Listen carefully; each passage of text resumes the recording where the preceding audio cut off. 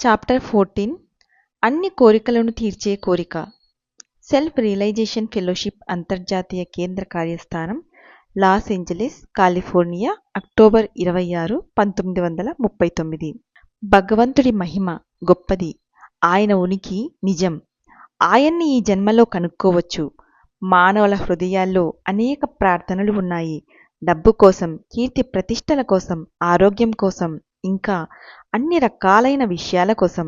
కానీ ప్రతి హృదయంలోనూ ముందుగా ఉండాల్సిన ప్రార్థన దేవుడి సన్నిధి కోసం ప్రార్థన. మౌనంగాను నిశ్చయంగాను మీరీ జీవిత మార్గంలో నడుస్తున్నప్పుడు దేవుడొక్కడే మీరు కోరదగినవాడు.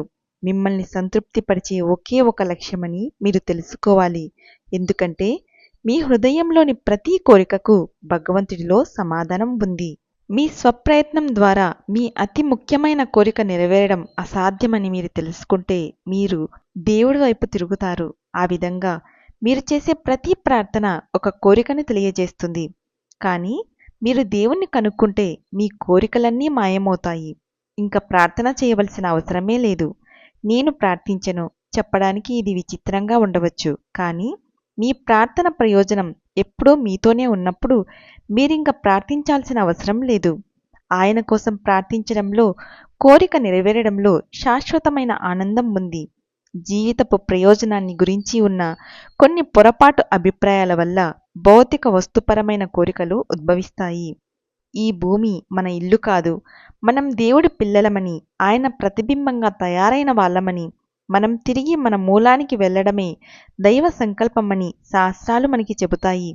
మానవుడు గ్రహించనిది ఏమిటంటే అతడు తన మూల స్థానానికి అంటే భగవంతుడి దగ్గరికి తిరిగి వెళ్ళనిదే అంతులేని తన కోరికలను నెరవేర్చుకోవడానికి కష్టాలు పడాల్సి ఉంటుంది. దాన్ని గురించి ఆలోచించండి. కోరికలు లేకుండా మానవుడు ఉండలేడు. అవి ఉండడం పాపం కాదు. కానీ మానవుడు కోరేవి చాలా వరకు భగవంతుడి దగ్గరకు తిరిగి వెళ్ళాలనే అతని అత్యున్నతమైన కోరికకు అడ్డుపడేవి కాబట్టి అవి మానవుడి సంతోషానికి చెరువు తెచ్చేవి. మానవుడు దేవుణ్ణి కోరే వరకు, ఆయన్ని పొందే వరకు అతడు తనకు సంతోషాన్ని కలగచేస్తుందని తలచే విషయాన్నెల్లా కోరుతూ ఉంటాడు.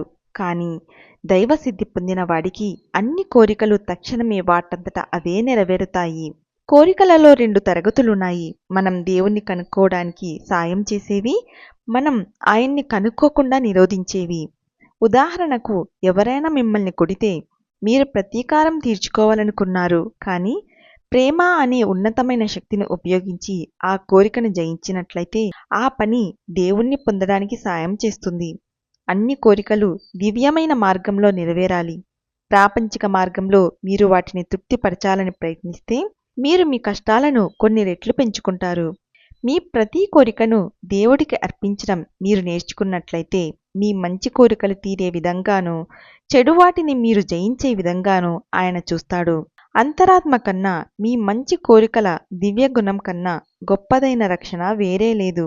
మీరు కనుక మీ ఆత్మ వైపే చూస్తుంటే, మీ లోపల అన్ని విధాల పరిపూర్ణమైన భగవంతుడి ప్రతిబింబాన్ని చూస్తుంటే మీ కోరికలన్నీ నెరవేరాయని మీరు కనుక్కుంటారు.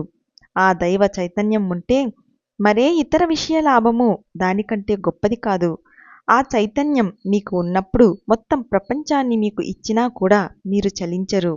పొగడ్త మిమ్మల్ని పైకెత్తజాలదు, నింద బాధించజాలదు. మీలో ఉన్న ఆ భగవంతుడి మహదానందాన్ని మాత్రమే మీరు అనుభవిస్తారు. Thank you.